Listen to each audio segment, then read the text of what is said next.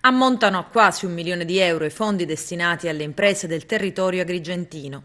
Un risultato importante arrivato anche grazie all'incessante incisivazione che la CNA ha operato nei confronti del governo della regione. Ad annunciare l'epilogo positivo legato allo sblocco delle pratiche per i prestiti a tasso agevolato da mesi in giacenza negli uffici della CRIAS, i vertici provinciali della Confederazione di Agrigento.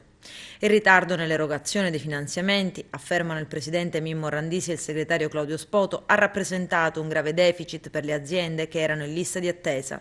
Adesso finalmente ci siamo, dopo una lunga battaglia che ha visto le organizzazioni di categoria a livello regionale impegnate costantemente su questo terreno. La questione ha subito un'accelerazione ed è stata risolta.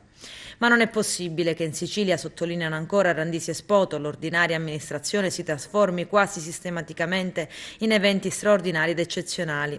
Chi ha responsabilità nella gestione della cosa pubblica sembra non essere più capace di interpretare quelle che sono le reali esigenze del territorio. Un grave limite che, concludono i due esponenti della CNA Agrigentina, rischia di paralizzare chi lavora e produce e chi ha la necessità di essere sostenuto e accompagnato nell'accesso al credito agevolato.